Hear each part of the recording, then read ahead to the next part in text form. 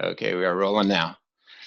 All right, everybody, welcome back to another episode of the podcast. We're doing another detox Q&A with my friend and co-host Mike Perrine, who is a detox health coach, colon hydrotherapist.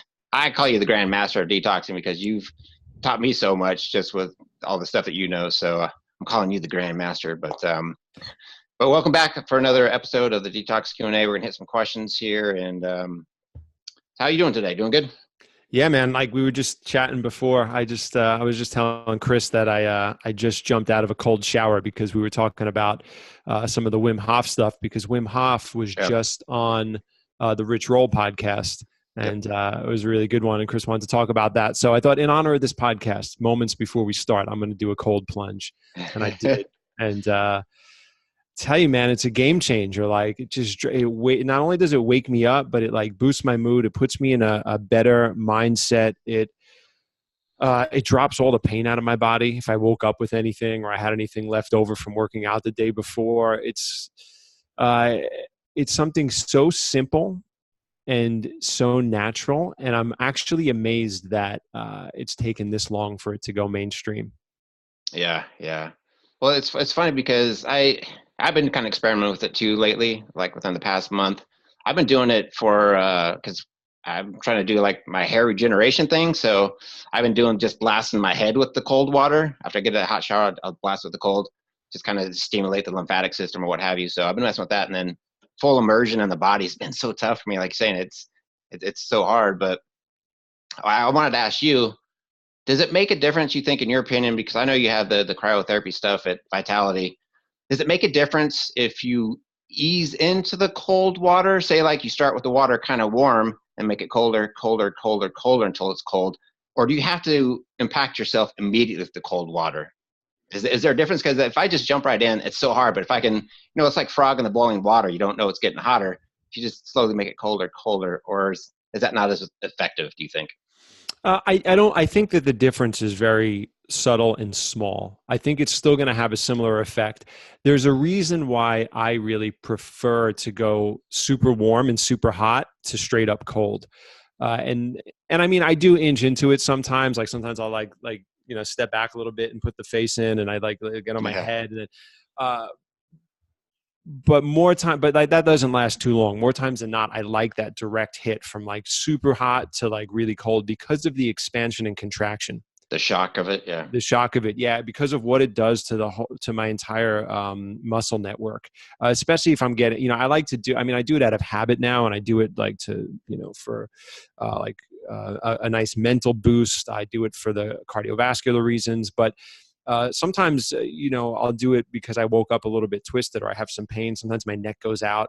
Uh, or if my workout was really intense the day before, like you're feeling a little something and you want to flush the tissue. So I like to warm up, let everything open, let everything loosen, let the blood start to flow. And then I like that intense cold contraction because all of the tissue contracts down as the body tries to conserve heat, and it constricts blood vessels. And when it does that, it draws all the blood and all the pressure and all the inflammation out of different areas of the body. So I like it for that reason. I still think it will happen if you slowly, gradually work up to it. But I do feel it more dramatically when I go from the extremes. Yeah, yeah, it's super invigorating. We just jump right into the cold shower. But it is funny for me because, like, if maybe because it's summertime, but like whenever we go camping and there's like a cold river, man, I'm the first one to jump in it, and I just love that feeling. But the shower is a whole different beast for some reason. I don't know. It's weird. Yeah, and in the summer, you could jump out and you're sitting in the sun. It's like 80 to 90 degrees probably, or and it's like Yeah. you're moving from hot to cold. The temperature of most people's homes, especially in the wintertime, it's not that warm. Where Yeah. you Yeah. jump out of the shower and you're feeling that intense heat. So Yeah. Yeah. So yeah, so I want to talk about Wim Hof since we're bringing up the cold therapy thing. I don't know a whole lot about his methodology. You've done his breathing stuff for quite some time, but you never actually took in his course or anything though, right? I've not. I have access to his course. I've not done it. I wanted to get in there when he was in New York, but I happened to be in Oregon at the time, so I didn't get to go do it with him. Uh, I've not done his course. I've done the breathing work. I've done the cold immersion in the way of cryotherapy and cold showers. I think that uh, most people have a very just fundamental view of what and fundamental understanding of what his of how his method works. Because even when you listen to Wim talk about it, he'll like just talk about like, you know, the breath brings you into full control of the nervous system and the, you know, but What it's does like, that mean? Yeah, what does that mean? exactly. Yeah. It's like, what does that mean exactly? When we super oxygenate and we purge the body of carbon dioxide like that, I know from listening to Dr. Rhonda Patrick, that it Yeah. does shut off a lot of the pain receptors in the body. So it'll shut down a lot of those pathways that are stimulating inflammation if you have injury or if you have pain like that. Now, cold therapy in and of itself, that's very well understood um, uh, by science. So like we know that when our bodies are exposed to a certain stress like that, they call it hormesis, when we have a therapeutic response to a stress. So like a lot of bitters and herbal medicine will work that way, Mm. right? Even exercise is a form of hormesis, and infrared saunas and cold therapy, where the body's under a certain amount of stress and it has to respond to that stress. And in doing so, it activates a lot of detoxification pathways. It will drop inflammation. It'll boost the immune system. So it has a positive effect up until a point. And then, you know, of course, at a certain point, it would start to work against us. But in these short bursts, we can create a very therapeutic effect with it. So, like, just for example, with cryotherapy or the cold showers, there's a hormone and neurotransmitter called norepinephrine, and it's responsible for mood. It can totally elevate mood and pull someone out of depression. They use cold therapies to treat depression these days. And it also has a very physical effect. It has a very physical effect in the way that it's a key component in the immune system's regulation of inflammation. So it can draw back inflammation very quickly. All right. So, you know, from that aspect, we know that like the cold immersion is fantastic physically and mentally. So that's very well studied. I think science, and if you listen to the Rich Roll podcast, science is kind of like catching up to Wim right now. They were trying, Right. they thought that he was like this kind of like rare bird that was just off on the side doing this crazy stuff. And then he proved that he can teach these methods to people, that they could regulate the immune system, that they could regulate inflammation. They could decrease stress. They can increase heart health. And he demonstrated he can teach that to other people. And now science is kind of trying to figure it all out. And they're running all these tests on them. And yeah. Yeah. So Yeah. Well, so if somebody doesn't know, Wim Hof teaches, you know, his breathing exercises and the cold therapy. And his claim is, and basically science has proven this, that he can change his physiology to the point where he can realkalize his body, realkalize his lymphatic system. So I find that super fascinating that he's being able to do this, because it's kind of, I don't know, like a life hack around detoxification is what it sounds like. So I'm curious, because Rich Roll didn't really bring this up in the conversation. Like, I think he's vegan. I'm not sure what kind of diet he's eating, but is he getting benefits off his methodology with people still consuming unhealthy products? I mean, I don't understand how that's working. well, I've seen Wim sit down with a vegan guy. That's actually the guy that there's a little controversy that I caught on Instagram. So there's a guy that was on one of those American Ninja Warrior TV shows. Tim Sheaf. Maybe it was Tim. I don't know. I don't recall the guy's name. But anyway, they have this company called Ethics, and they make these really cool like vegan. Yeah, I think that's him. things. Yeah. Yeah, so I loved the shirt when I saw it. So I bought one, and I think that was him. He's like not vegan anymore for some reason, and Right, like, right. and instead of everybody just being normal about it, like there's all this shame and apology and stuff in the vegan kit. Like Yeah. I find the whole thing kind of comical, you know. But I didn't look into the details or the drama or any of that stuff. But anyway, so he sat down with Wim Hof, and there's a video on YouTube with the two of them sitting down, and like Wim didn't exactly say he was eating a vegan diet, but I know he's very conscious of that, and they were talking about the way animals were treated. And I know Wim is like an old hippie yoga guy, you know. Right. And by old, I don't mean his age. I just mean like, you know, he's deep into that culture for a long time. I think he started with yoga.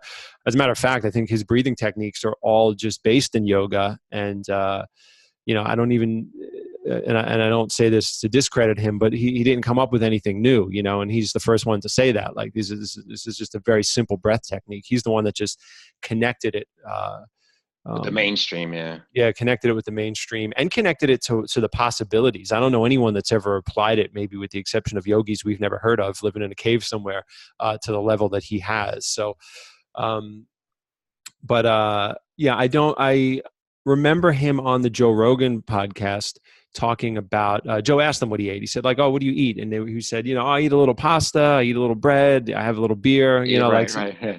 he's not, you know, he's kind of really relaxed. I think he's healthy in a non-stressed, non-anxious way around eating and stuff like that. But Right. I don't know if he eats like raw food or juices or any of that kind of stuff. Yeah, yeah. Just I was curious because I'm all, yeah, you can't be eating a crappy diet and then think you're going to be able to bypass that with just some breathing and some cold therapy. So I'm sure you get more tremendous, amazing benefits if you were like on a plant-based raw food diet. But yeah, I was just kind of curious about that because that topic doesn't really seem to come up too much what he advocates for diet wise. But um, and also too, I was just interested in like it's just breathing. He's teaching breathing, and that just seems like a normal response for the body to do, obviously. So, like, why do we have to learn these breathing techniques and exercises? It seems like the body and its innate intelligence would be able to just automatically do this anyways on its own. It's like, why do you have to, or maybe we just forgot how to breathe correctly. And so we need to incorporate these techniques. It seems like that should just mean automatic adjustment for the body to self-regulate, acidity within itself. And you shouldn't have to think about it. It should just automatically be done. You know what I mean? Well, I think it does. But I think what he's doing is he's going beyond. He's going into a therapeutic space. You know, where I think as far as normal metabolism and homeostasis, the body's like always doing that. But I had Right. I had an interesting thought though. You know, we talk about shutting off pain receptors. We talk about rapid healing. We talk about using more. You know, I'm referencing what Wim was talking about with Rich Roll, talking about using more of the brain. Right? He believes we can use 100% of our Right, brain. right, right, right. And the cold and breath are so fundamental and natural, yet Wim Hof is like this late in our evolutionary game, like capitalizing on this technique where like Yeah. you've never you've never heard of these practices in like ancient cultures or anything like that. I mean, in yoga they had the breath work and stuff like that, but even from any of the northern cultures, you never see anyone that's kind of like gone deep into like the ice water with breath work for healing or for spiritual pursuit, you know? Yeah. Or maybe that's occurred, but I've just missed it. But I was just thinking about it when I was listening to him talk, and I was like, this is such a natural experience. Yet I've never heard of this in any ancient cultures that lived in nature. Right, right. It almost his teachings and his philosophy almost borderline metaphysical because I mean it's being recorded scientifically, but like what he's implying is changing his physiology, but and alkalizing, his lymphatic system, but you can't feel your lymphatic system within the body. So how are you focusing your attention on that to change the physiology within it? It's confusing. I got so many questions about it. It's like, how is the process actually working? I That's what I don't understand. And, Yeah, and like because and like he's meditating. So what is he focusing his attention on? Like, is he thinking about, oh, well, I'm imagining my lymphatic system, so I'm going to focus on that? Or I don't understand. I don't understand how it works. I'm so confused. I think a lot of people are. It's he also when he was tested and they hooked him up to a number of devices to measure his skin temperature, and Yeah. I think they had a whole room full of people and they were flushing them with hot water and cold water, and basically what would happen is the skin temperature would change. You know, the hot water everybody would warm up, the cold Yeah. water. Yeah. Yeah. And with Wim, it didn't fluctuate at all. And he was actually they were putting ice on him and they couldn't get the temperature It of the was tube melting to the go ice. down. Yeah. It was melting it because he was creating heat and he was doing everything like opposite of what happened. And what he said to Rich was, he said, I couldn't do the breath work. So he didn't even do the breath work because of the way that they had him strapped up. He Right. couldn't do it. So he basically was just visualizing, Oh, I guess. mental. I don't Yeah. really know. Yeah. Yeah. I think that's fascinating because I just had a conversation with another guy. I don't know if you heard that one with Ronnie Landis, and that was more about, manifestation of your future self and how you get to that, and just creating a version of yourself. Like, you can see yourself in the future, but it's like, how do you get there? And like, if that version of yourself that you see, it falls into the realm of possibility because your mind can actually visualize that. So there, in a sense, it must be true, and it's a possibility. But it's just interesting how we can manifest things. It's like the placebo effect, right? It's like, how do you explain that? If you can think it, it's mind over body. So maybe there's something to it. I don't know. Well, you remember the Secret and how that book came out, The Yeah. Secret, and then Napoleon Hill's book, Think and Grow Rich. And a lot of people thought if they just visualized it, like stuff would manifest in their lives. And then later on, they realized that like it was it's visualization with action that produces the result. And Right. I think even when Oprah was big on The Secret, and she was like, yeah, this is exactly how I ran my life. I think the value in that kind of stuff, though, is in the fact that most people don't know what they want and they can't visualize the life for themselves. So that is the very step one, but that's not the only step, but that is the step one. So when you hold your future self in your mind, the reason it's achievable is because of that step one, because you could do it. I think most people can't even do that, and that's why, like, there's no magic to The Secret other than the fact that successful people and visionary people have the ability to do that, where I think a lot of people don't. Right. Yeah.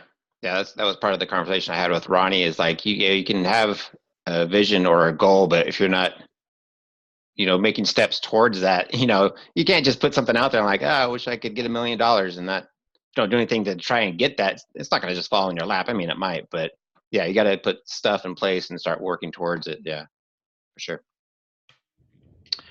Yeah, I was also curious too about Wim's techniques, and he doesn't really talk about your field of expertise, like colonics and getting out impacted material and opening the pathways of elimination. He never really talks about that, and Rich doesn't. He's not familiar with detoxification and how that stuff works. I don't believe so. He didn't even think to ask that. But I'm just curious. Can you start applying this techniques without your pathways of elimination being completely open? Or are you just going to start stirring stuff up? You know what I mean? Well, Yeah, I don't. I'll tell you this, like, I'm so glad you brought this up because the Wim Hof technique is all about detoxification. That's what it is. Yeah. It's all like the breath work. It's purging and purging and purging carbon dioxide, which we need, of course. We need a balance of these things, but it's purging so much and completely alkalizing the system. And then you have the cold work. And this is the thing that I would bring up a lot of the time to our clients. Like when we first got into cryotherapy at Vitality, there's all these little like buzzwords and stuff that you want to use for marketing. Like cryotherapy definitely creates a more efficient metabolism that can burn calories and people can lose weight. So, from a marketing perspective, people are looking for that. You want to talk about that. And then there's the recovery part for athletics. There's the part for the skin. There's the part for the immune system and lowering inflammation. So there's all these things that we want to hit on. There's one thing that I noticed that people really, when I say people, I mean the people that popularized cold therapies kind of dropped the ball on, and that was the systemic detoxification. So that's the contraction, so that expansion and contraction. So and Dr. Bishi taught me this is why people get sick in the winter, because nobody's sick in the summer. We have all the same germs and things floating around.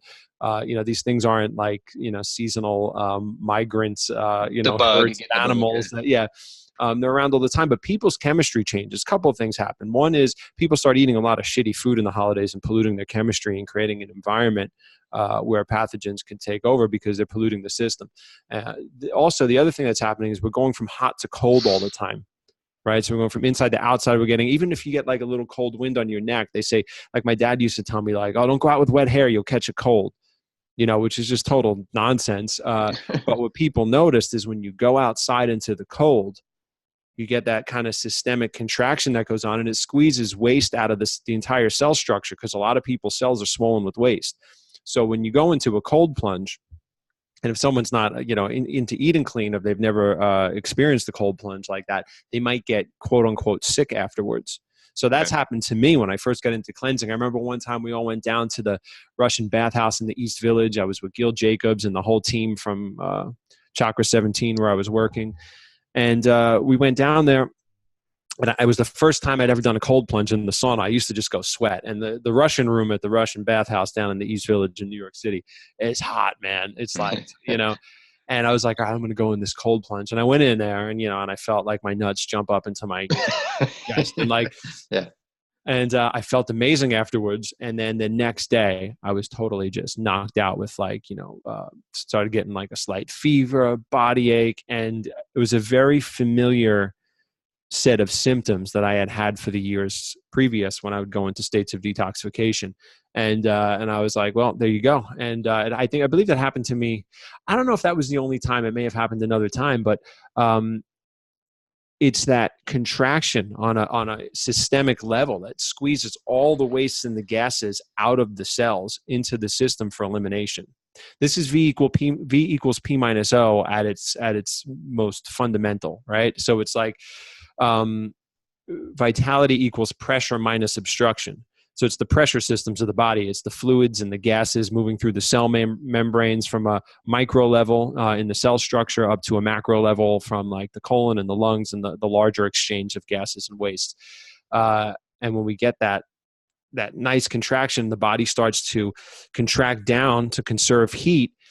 When the cells decrease the pressure against the wall as they contract down, as they increase the pressure against the wall as they contract down through osmosis, wastes and gases get squeezed out. So it's a fantastic systemic detoxification process. Why do people say in the wintertime, oh, I go out in the cold, my knee starts acting up? Is that the same thing, just contraction in the joints? Yeah, it's probably contraction in the joints. It could even happen a little bit in the cryo chamber. And it probably means that they have some type of fluid or they have some type of inflammation there. The body's feeling it. Yeah. All right, cool. Should we get to some of these questions? Yeah, let's do it. So you got some questions from Instagram, right? These are off of Facebook.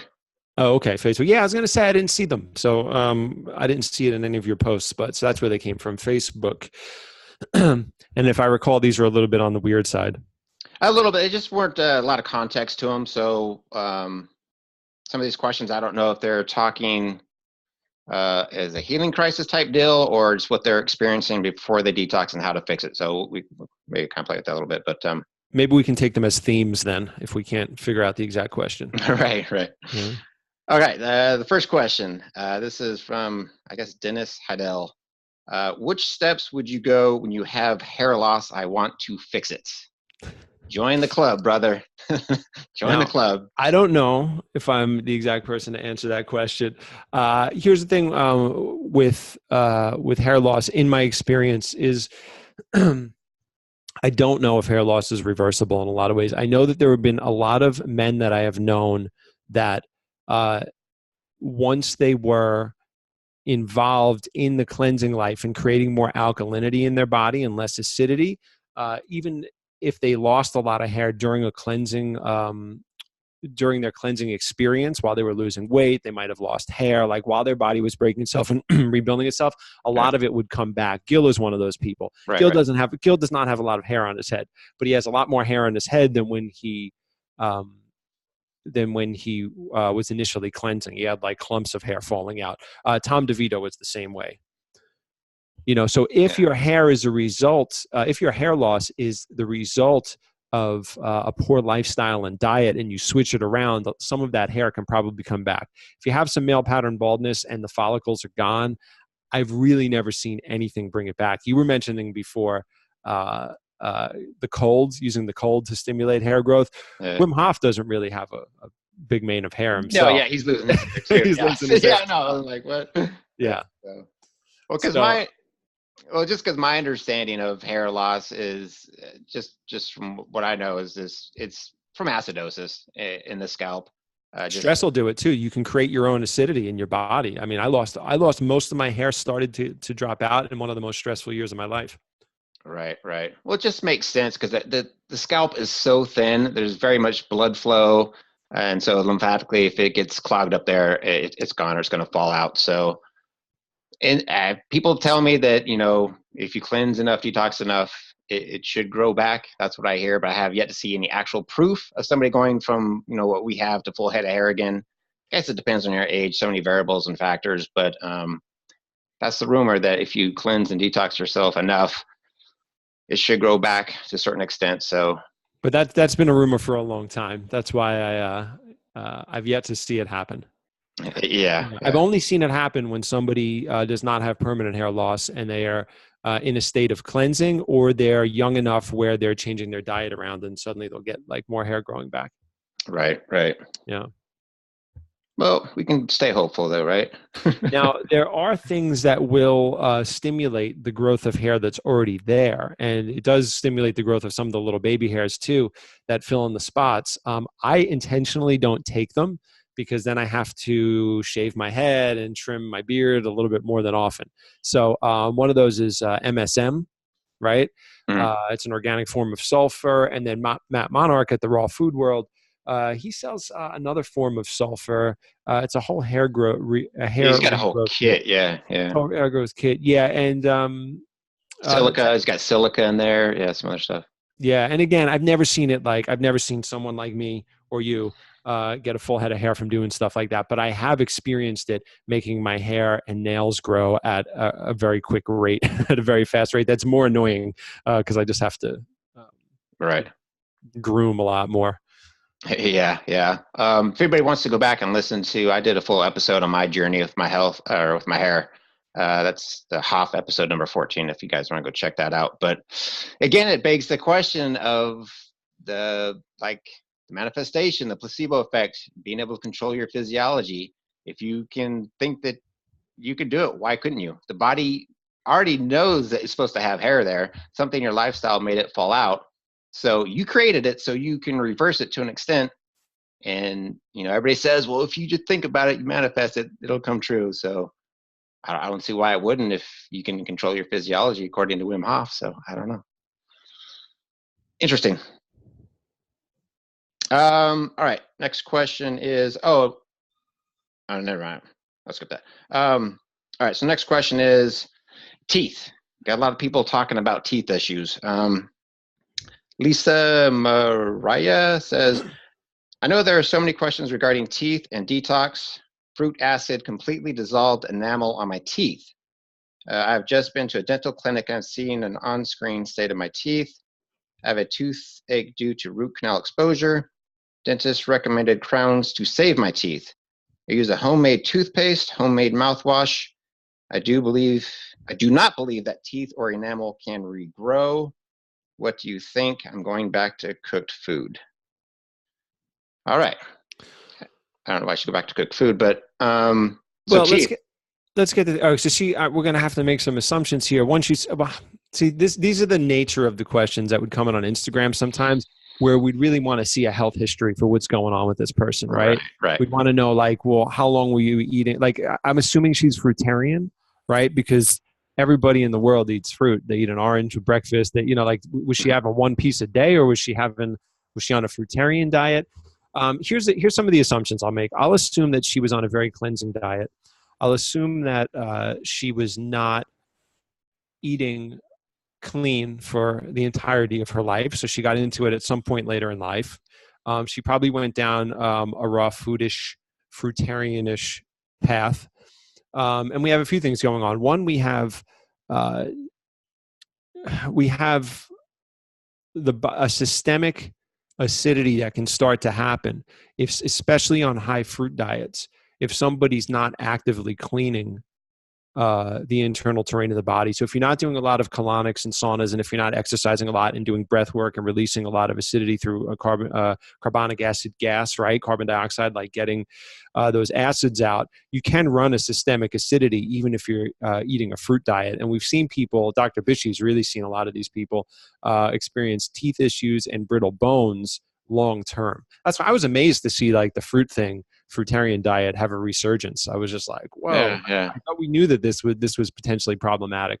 The more cleansing activities one does, the more they can get away with eating high fruit sugar diets, because fruit sugar is very cleansing. And if it stagnates and sits around in the body, it's going to ferment and it's going to turn into alcohol and gas. And that gas is acidic. So it'll cause a systemic problem that'll when the body adjusts the pH of the blood, it will do so by pulling minerals, its alkaline mineral reserves, out of the bones and the teeth. So that's why you see a lot of those problems. Now, the other problem we have is we have the certain fruit acids that will erode enamel to some degree. So, like I have, I can be anxious sometimes, and at night I found out I was like kind of like grinding my teeth for years. Right, right. So I wear like a little thing in my mouth now because sometimes I like snap my jaw, like Yeah, up and yeah, down while I'm asleep. It's just like it's a restless mind while I'm sleeping. So I have like little vulnerabilities in my teeth, and I don't eat pineapple or certain citrus because of that, because immediately I can feel it, like I get yeah, yeah. sensitivities there. So we have that happening with very acidic fruit. But one of the real issues with that is most of the fruit is not harvested properly. It's not ripe. Yeah. So we have a lot of underripe fruit, especially in the way of citrus. And one practice someone can do is, after eating a meal of fruit, rinse your mouth out with baking soda and water, and brush your teeth, because the Right. baking soda will immediately start to neutralize the acids that might be clinging to the surface and demineralizing the tooth. Enamel, naturally, as far as I know, does not grow back. However, there's something called MI paste, and that is it's a calcium cream that dentists use to rebond calcium to the teeth. The problem with me paste is it comes from casein, or it has trace amounts of casein because it comes from the bones of cows. So that's one. It's a regular pharmaceutical thing. But the reason I bring it up is because there is an ability for the body to rebond minerals to the surface of the teeth, and they use that in dentistry. Right. So far, I haven't seen any product that's like super clean or anything like that. They're not vegan, but I had a dentist give me some one time, and he said, "Oh, you should try using this." I looked at the ingredients. I decided not to do it, and I just kind of take care of my teeth otherwise. But Right. Now, in theory, the mouth and saliva should always be alkaline, right? um, yeah, well, because of the enzymes, because of the Right. amylase. Yeah. Because I know that you said before, and I've heard this before too, that if you're on a high fruit diet, fruitarian diet, and you're sedentary, you're going to run into the fermentation problem. So is it possible they're getting fermentation acids coming back up in the esophagus and maybe sitting in the mouth and kind of getting to the teeth? No, I think it would be more systemic. So it Okay, would be so whatever acids. It would be whatever acids they're eating with fruit, right? And that would temporarily be in the mouth, and that would be working on the teeth. But the teeth problem, and the reason a lot of long-term fruitarians have teeth falling out, is because they're creating a systemic acidity. okay, with the fermentation. Yeah, so it's happening like deep at the roots too. It's not just what's touching the tooth; it's what's happening at the root of the tooth. And she said she had to have a root canal too, right? Yeah, yeah. Mm-hmm. And that could take years to show up. You could feel great on a fruit diet for maybe 5 years, 10 years, and then bammo, you're going to start running some issues. Yeah. If you're Yeah, nothing. sedentary. Yeah. And nothing against fruit diets. If someone exercises a lot and they shit their brains out and they Right, have right, a right. really, you could process all that fruit sugar. You can process all those carbohydrates. Um, just a side note, I know like American Indians will have a hard time with alcohol and sugary things because their metabolism is more adapted to slow release carbohydrates, right? So like, a slow release carbohydrate is a lot safer, because if you're eating like some type of, cooked grain, or if you're eating bananas blended with greens, it's a very different experience for your body to utilize that sugar. You don't have a lot of stagnation as you would when I watch these like fruitarian people drinking big things of orange juice and like just massive sugar rushes into the bloodstream. Yeah, yeah. Yeah. All right. And I guess too, I'd mention too that if you have amalgams or metal in your mouth, get those out because those are always off gassing and that's creating issues too. So, And I imagine she's going back to cooked food. That probably indicates that she was on a raw fruitarian diet. and she freaked out. Yeah, and she's going back She there. freaked out. Yeah, which she probably would have been really, if she wanted to maintain that raw fruitarian diet. More greens, super green foods, and up her cleansing game tremendously, and be more active if she wasn't already.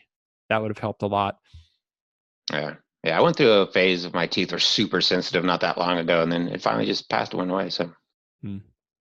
But how do you know, like, well, I guess it doesn't really have to do with teeth, but like, how does someone, I guess we'd know because of your diet, but is it a healing crisis or is it a condition that's getting worse? Like if you have symptoms or you're seeing things or skin issues, feel like, well, is it healing or is something getting more chronic? I think you can answer that, basically how you're eating. If you're eating clean, it's a healing crisis, you get better. If you're eating crappy, it's chronic getting worse. So, Exactly. The body's either expanding to accommodate waste or it's contracting to release waste. all right. All right. So you're either in a state of detoxification or a state of expansion and accommodation. Right. So if someone's eating like, Doritos and hot dogs, like, and you have a bunch of symptoms, like, well, you know what's happening there. Right, If right. It's someone getting just worse. got into like, if you just got into a vegan diet or a raw food diet or even like a paleo diet, whatever it is, and you start to get symptoms, it's very unlikely that you're deficient in anything. It's very unlikely that you're allergic to any of the food that you're eating. It's highly likely that you're in a state of detoxification. But how would you know if you're in the middle? Sometimes you eat clean, sometimes you eat shitty, and you still have some symptoms here and there. Well, here's the thing, if somebody can eat shitty, like it all depends on what shitty is, but if someone can eat Right, shitty, right. it generally means that their chemistry is polluted. Because if you can eat shitty and not feel awful, then it means that your chemistry hasn't moved at all. Right, right. That makes sense. That's one of the indicators. Like if you go to some restaurant, you find out, like there's something in the food that wasn't supposed to be in there. There's some dairy or there's some this or whatever. And, you have like a headache and congestion and a runny nose or that, like, that tells you right away that that food was too clean for your chemistry. Makes Right. sense. If you eat clean for a couple of months and then you go back and you're like, oh, I ate a burger and yeah, it felt fine. Nothing happened. If you didn't went and ate a cheeseburger and nothing happened to you after, some time of cleaning, it means that you didn't move that far. We You got see yeah. this, we see this with durian rider. So you remember, Durian Rider, who that dude Mm, is, right? yeah. Right. So interestingly enough, he started out in this really purist thing. Like I used to watch his videos on YouTube, and like he would be like eating cherry tomatoes and spinach leaves, and he'd be like, "Oh, look, this is like French fries and ketchup. Like, why would anybody need to eat French fries?" And I was like, "God, this guy's a total maniac purist." But he used to eat massive amounts of fruit, like insane amounts of fruit, like 30 bananas at a shot. That would just be one of his meals for the day. Did we talk about this kind of stuff on this podcast? I feel May, like we covered this before. might have, yeah. Yeah, and then if you look at what he's doing now, is he's eating Sprite and donuts and vegan pizza, right? So for years he was like this fruitarian purist, and now he's eating food like basically vegan junk food is like a majority of his diet. Um, and a couple of things happening. A, he exercises like a maniac, but B, what Dr. Bishy would say is that he overconsumed so much fruit in the beginning. So like instead of just eating like a regular fruitarian diet, he was into this like carb up, carb up, carb up, constantly eating carbs, constantly looking for food, constantly putting fruit in his body, gorging himself on bananas, that he created a chemistry that never allowed himself to detoxify. Right, yeah, yeah. Yeah, so you could recreate the same chemistry that you had eating a toxic diet. Now, is it going to be as toxic as when you're eating like dollar slices of pizza and Slurpees? No, but you'll put your body in a state of overconsumption where it can never really cleanse, because cleansing happens in the simplicity and the emptiness. And everybody runs into this initially at first. Like, God, I used to eat like 5 to 8 times more food than I do now. And I still detoxed really hard. But when I went off of, I was eating like macaroni and cheese and drinking Old English, and I used to smoke. Coming off of all that stimulating shit and then getting into vegan food, like, yeah, I used to eat like, tempeh sandwiches all day and like, the tofu cheesecakes. And I used to eat like all this heavy food because, I was trying to escape the detoxification a little bit, I think subconsciously. Because the Right, moment I right. got into raw foods and like the shit hit the fan, man, like, I started getting floored, losing rapid weight. My body started purging stuff. It was rough. Another thing too, I heard too, is like when you go through like a healing crisis, your teeth might feel a little loose for a short period of time because maybe that's just the body rebuilding, restructuring and stuff. But then they come back firm as hell. So if you experience that, just ride the wave. I've experienced that. I didn't notice the looseness, but when I used to eat a very toxic diet, I had like my teeth were a real mess, and I had a big space between my teeth, like a David Letterman gap almost, right? And the moment I started to eat clean, and because I did it very rapidly, I lost a tremendous amount of weight. And like, I never wore braces or anything like that. Like No. all of my teeth, I mean, my bottom are still a little messy, but the whole top row of my teeth all just aligned and came together. And there was a dentist named Weston Price, and he wrote a book called Nutrition and Physical Degeneration. I think I got that right. I haven't looked at that book for a long time. And he traveled the world. Oh God, what was it? The beginning of this? I don't know. I don't remember if it was the late 1800s or if it was the beginning of the 1900s. But he traveled around the world looking for isolated peoples to study their diets, because what he knew was that in England, all the kids' teeth were all messed up, and they were probably just getting into putting braces on these kids. But you know what, like English teeth look like, right? Even Oh Mike yeah, Myers makes fun of it, and yeah, yeah. and that's from eating a very that's from eating a diet that's very detached from nature. That's from eating, in the old world, like there's a lot of grain and dairy based diets, and refined sugars are huge, like cookies and cupcakes and all these types of things, Yeah.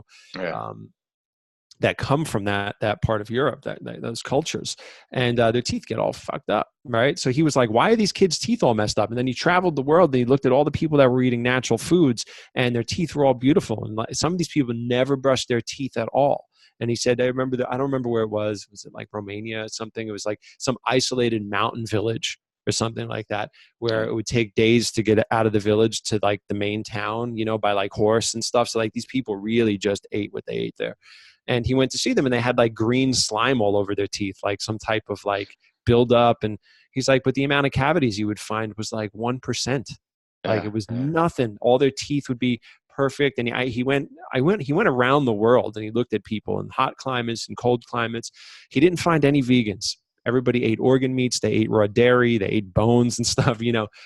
They did eat a lot of vegetables. Some people ate fermented stuff, um, but there, there's a shifting of the teeth that happen when we eat refined carbohydrates and sugars. Huh. Interesting. Yeah. Cool. All right. Let's see what the next question is. All right. Here's a touchy one. This one. Touchy. Yeah. Thomas Wrigley wants to know, what is the optimal diet after an individual has detoxified themselves of their ailments? I say that's touchy because, Because what does that mean? well, I mean, yeah, pretty much. So, Well, I mean, well, what's the ailment? Is it like you had some pimples, or was it that you had like stage 4 something? You know what I mean? Like, I think he's just asking in general. Once you detox and cleanse, like that's an ending process or something. So, I think I he's assuming like you're on a raw food vegetarian fasting diet. Then after that, then what do you go to? Plant based, cooked plant based. Well, see, my thing is there is no cleansing diet that's not in that's not, like sometimes you like it's all 100% lifestyle. So whatever diet you're going to be like, you don't go from super clean to something less clean. You figure out where you are in life. For some people, they're like super stoked on being a purist. Hmm. Other people, they're like, I'm gonna eat, this, and that, but I love brown rice. Like I'm gonna eat rice. And other people are like, no, I need my wine and my coffee. So I'm gonna do all the smoothies and all this stuff. And then you find that place and you basically stay in that lane. So you want to stay in that lane so it's not confusing for the body, and you want enough healthy habits that it's not going to tip you over into the direction of disease. And what someone wants to do in regards to cleansing is you can rev it up with a juice fast or a smoothie cleanse or something like that, but that shouldn't last years, if you know what I mean. What should Right. last years is the diet that you're going to sustain yourself on. Right. I So agree. it's not like he's going to go, oh, I'm going to eat clean until I get rid of all the things that my previous diet caused, and then what do I do after that? Right. Right. You Well, get it. Yeah. you stay in the lane that doesn't cause those problems. Yeah. If your intention is to cleanse yourself and then go back to eating less desirable food, you're not getting the big picture here. You make this a lifestyle. It sounds like that's just a life hack if you're going to go back to eating crappy afterwards. So sure, Yeah. you're trying to cheat the system somehow. And Well, then, everybody wants to, this is what, and I learned this from David Wolf when he came out with the chocolate thing. It's like, this is what everybody wants. Everybody wants, and I don't know, I'm not assuming that this person that asked this question wants this, but I'm just going off on a side tangent here. But this is what people really want. They want to know how much they can get away with and still be healthy. Right. Yeah. They want to know, how can I continue the lifestyle I had and have no side effects or problems from it? And I really recognized that when David Wolf came up and he was like, hey, guess what, everybody? Chocolate's not this thing that we've demonized. Chocolate's amazing, and it's got antioxidants and magnesium, and we could all eat it now because here it is raw. And the entire health food community was like, chocolate! Cacao! They lost their minds over it immediately. And I was like, wow. I was like, David just gave permission. Because chocolate was demonized. Like, chocolate was like technically unhealthy. It was a stimulant. It had caffeine. It was like in the health food world in the 90s, like everybody was making carob stuff. The first raw food products were like chia carob chewies and stuff that really wouldn't fly today. But like, that was what it was, because chocolate and cacao was not healthy. And David, he did the research on it, and he was like, nah, this is actually a plant, and this is fine. And yes, it's stimulating, but whatever. And he kind of rebranded chocolate. And as soon as people got that permission, they were like, yup. And there's people that like live on chocolate now, it's like people are just waiting for that moment to go back to something that's less than ideal. It's because of the addictive nature of those things. So I would say for someone to just get clear on what you want your life to be about in regards to food. Some people it's important to be vegan. Some people it's important to be into cleansing food because that excites them. I'm like that person. Like, I don't live in deprivation. Like, I love all the fruits and the smoothies and the stuff and salads I make. And other people are like, I want to eat clean a lot of the time, but when I go out with my friends, I want to do this. And like, you just need to do it consistently so it's not confusing. And your body will tell you exactly where it's at. So your body will let you know. If you go out, like, okay, so a perfect example, no, this is not a good example. I was going to say Joe Rogan is a good example. You know what I mean? Like, Joe Rogan chews. I don't think his chemistry is anywhere as clean as he thinks it is. But No. Joe, he drinks kale smoothies and he eats like, kimchi, and he does like all this stuff. But at the same time, he knows that he's still going to smoke weed and drink. Right. So like, he does that. He does it on his podcast. So I would say to someone, if you know that those things are going to be part of your life, as you do them less and less, at some point your body's going to have a response to it. Once your body has a response to it, you know that your chemistry is too clean for that. So if you want to keep it in, you got to keep it in small amounts. It sounds like really bad advice to tell people to keep a little bit of toxicity in, but your body acclimates to what you do. It acclimates to what's normal. So it's not a good idea to be clean, and then go off the deep end. Right. And I think you mentioned this before. So there's not a one diet fits all type of mentality. I think everybody's going to be a little unique, right? Into the requirements of what they need. Yeah, I do think that there is a one, like, I think that the amount there's a baseline there. Yeah. I think that most people can live on plant-based diets on mostly raw food. Right. I think when people have trouble balancing themselves on those diets, I think a lot of the time it has to do from not understanding detoxification. I think if they did series of colonics and saunas and they allowed themselves to go through not feeling well and didn't panic about deficiencies and, oh, I got sick 3 times this year and now I'm eating cleaner, I shouldn't be getting sick, my immune system must be crashing, and making up all this stuff, or listening to some type of health professional that doesn't understand this paradigm either, I think that they lose the opportunity there. So they go back to eating food that stops that deep detoxification process from happening. However, I do think there's a small amount of people that I am sure have trouble, balancing themselves purely on plants. So maybe they need to, to eat some animal foods or something like that. But I think it's such a small amount. I do think that there is a one size fits all diet, generally. And of course, there's men and women. Women go through different changes in their bodies when they have babies, and hormones. Hormone. Like there's all sorts of different ways people can eat. I really think the body tells you what it needs. Intuitively, yeah. Intuitive. I know when I need more fats. I just think about what I want to eat. I watch all these people all the time, and they're like, "Oh, do you do a high carb, low fat, or do you do a high fat?" It's like, why would I choose? Like, Is it why? Republican and Democrat? Like, I just let my body tell me. Some days I eat mostly fruit. Other days I go, oh, I want some olives and avocados. Those look really good. And I just eat them and I don't think about it. And I don't compartmentalize my Yeah. food choices into an entire, Yeah. philosophy, Yeah. Let's hit two. All right, let's get two more and then we'll wrap this up. All right. Guy Case wants to know horrible constipation. That's right up your alley. Gallstones, had exploratory surgery years ago. Seems like a mechanical issue. Please help so much. Thank you. Oh, wow. I wonder what the mechanical issue is. I wonder if he means like motility. I wonder if he's talking about his bowels or something like that, or if he has some type of um, um, stricture somewhere or something like that. So, of course, there's a lot more to know. But what you want to do, I mean, plant-based diet, and you want to get in to see a colonic therapist so you can find out what's going on. The reason I really got into colonics it's because of how I saw it transform people's chemistry. But that's the ground zero, man. That's like where that tells us exactly what's going on with someone's digestion. You could see how much food they're Mm-hmm. holding on to, how old the food is they're holding on to, how much gas they're producing, if they're chewing their food or not.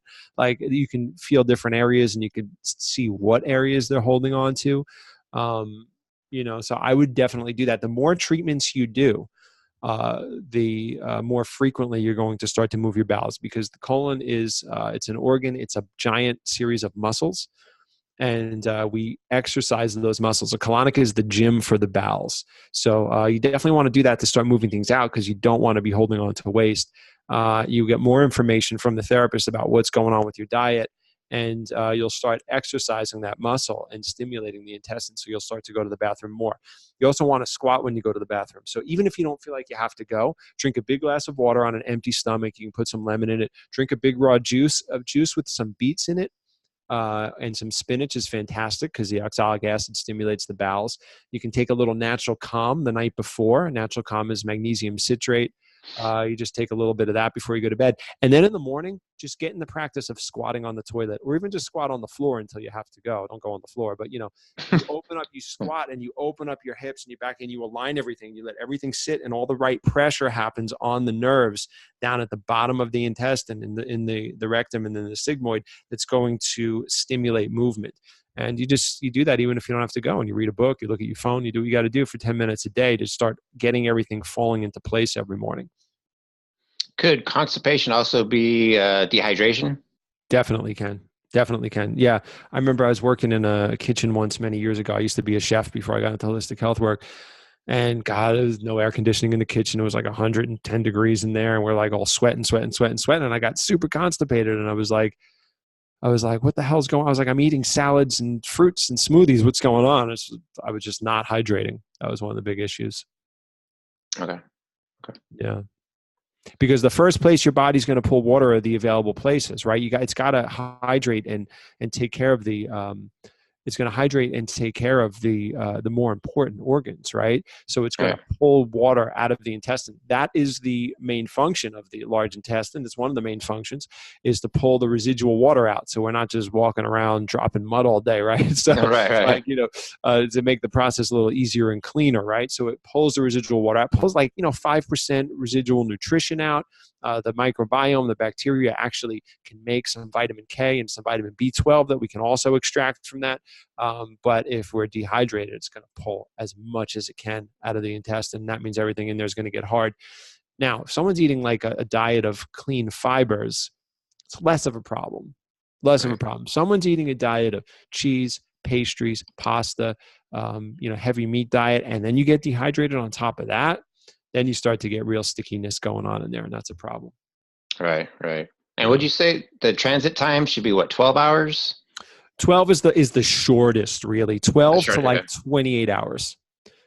If it's 30 something hours, it doesn't matter. But generally usually a meal or a beverage or something stimulates a bowel movement for many people, not always, but sometimes. So when you get up and drink that morning juice, if you feel like you got to move your bowels, you want to see whatever was happening yet the day before in the morning or the afternoon coming out of you.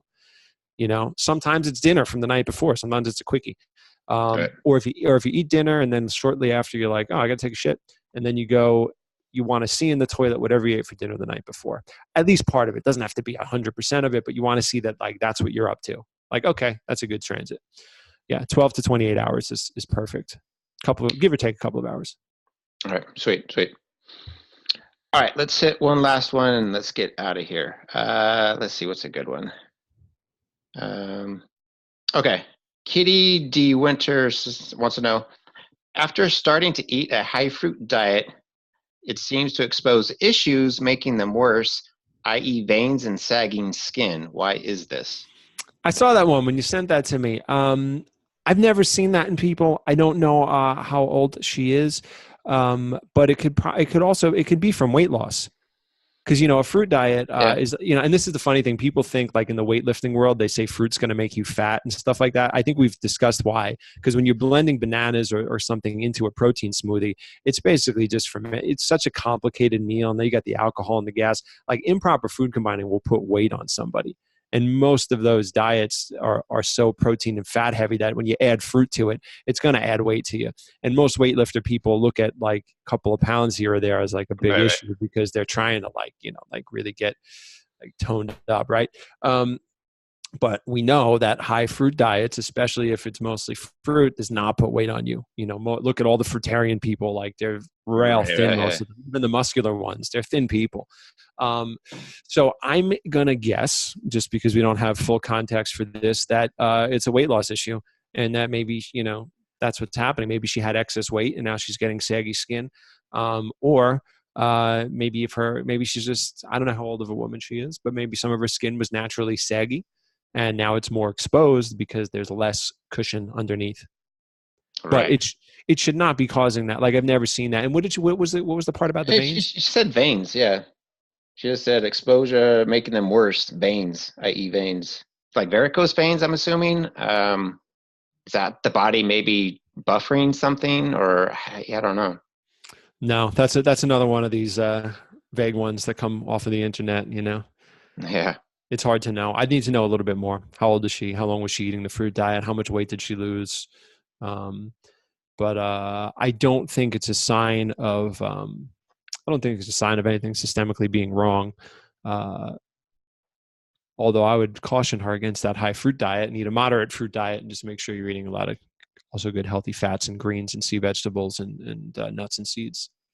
Right. I think it goes back to what we were saying before. If you're eating clean, your body's going to be cleansing, so it's going to be a healing crisis is what you're witnessing, as opposed to if you're eating crappy, then you're just making the situation more chronic. So really look at your diet and your lifestyle, and make a good educated guess. Am I cleaning or am I trashing? So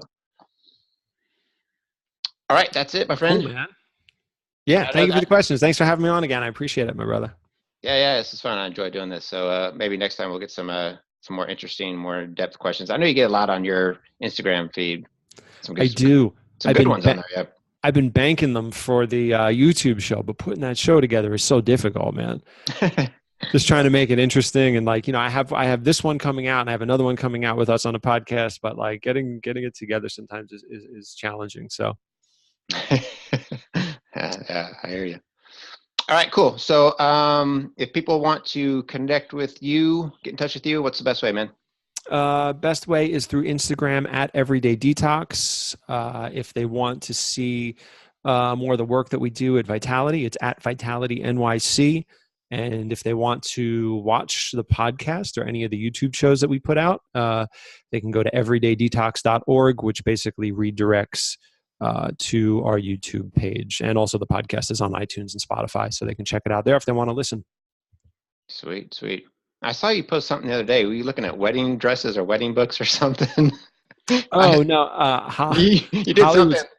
I'm getting married in June, and Holly was looking at a wedding magazine, and I was mentioned in the wedding magazine, and my studio was featured. Oh, no, okay. Yeah, so she was messing. I was looking at it. I was trying to show it. I said, I'm going to do an Insta story and put this on, and she immediately throws her hand up in front, just messing with me. So that's what we were doing. Sweet. All right, cool. All right, man. All right, Chris, thanks so much, man. And by the way, I just want to say I really, really love the name change of the podcast. I'm thinking about it. I haven't committed yet. I probably am going to do that. Oh, Uh, didn't I see something I on? did. I'm playing. I threw it out there just to see what the people's response was, and I got some pretty good feedback. So you're the one who Yeah. started that. You're like, yeah, you should change the name. I'm like, yeah, you're probably right. And I just then just with my own journey, just struggling trying to be a so-called raw foodist, I feel hypocritical because I'm not a good ambassador for raw foodism. So I just kind of want to drop the label and get away from the food thing. I think I don't want to get hung up on that too much. That was my gateway into this whole lifestyle, but I felt there's so much more, so I don't want to get niched into the raw food thing. So there's a couple of reasons I am thinking about changing it, but yeah, you I, definitely brought it to my attention. I just think it sounds great. I think it sounds really good. I think you got a great name for it. I think the Chris Hall podcast sounds amazing. Yeah, I wouldn't worry about the food stuff too much. I don't worry about that stuff too much too. Yeah, It's like everything is in a basis of veganism and raw plant foods, and like you'll find that most raw foodists aren't really raw foodists. Even the big name people, some of them. Dr. Bishy used to find that out. He is a legit raw foodist, Dr. Bishy, but and has been for over 50 years. But like there were some of the fruitarian teachers and stuff, and like Fred would share a room with them at different places, like different events they would go to over the years. And I mean yeah, like 15, 20 years ago. And like they were all eating cooked food and stuff. And he was shocked by it. I had a friend, I'm sorry, I'm making your pod. This is what I do when I'm a guest on a podcast. it's Uh, all good. I take long stories and I make them longer than they need to be. But I remember a friend of mine was a chef, and he was catering some event, and it was like a raw food and a cooked food event, but they had a lot of raw food speakers there, and he was assisting another chef to make this menu, and they were making like these like fried seitan sandwiches, which is like pure wheat gluten, and it was a vegan sandwich, but it was super heavy and super cooked, and he walked up to Victoris Kulvinskas. You know who that is? Huh. He wrote Survival into the 21st Century. It was Survival into the 20th Century. Then he changed it to Survival into the 21st Century. Victoris Kovinskas, you don't know who that is? He's an old-time raw food guru. It And sounds it sounds familiar. yeah, and he was sitting there eating the seitan sandwich. So my friend Peter runs up to him and he goes, Victoris, whoa, whoa. He goes, that's cooked food. And Victoris is like a sproutitarian guy. He's like, and Victoris is like, oh, no, this is raw. Whoever, I don't know what the guy's name was, but he was like, oh, the chef, the head chef. He's like, oh, he makes me special food. And Peter's like, I just I don't made know. that, dude. He's like, I just made that. Like, it's not. It's a seitan sandwich. Yeah, And he was just eating it away, and like so a lot of people don't do what they say they're doing. yeah. Well, just do. Anyway, sorry to take over your No, anger no, there. that's good. So I like talking to you, man. All right, cool. Cool. Thanks to everybody. Thanks for stopping by again, and we will see you on the next one. Thank you, Chris. Peace. Thank you.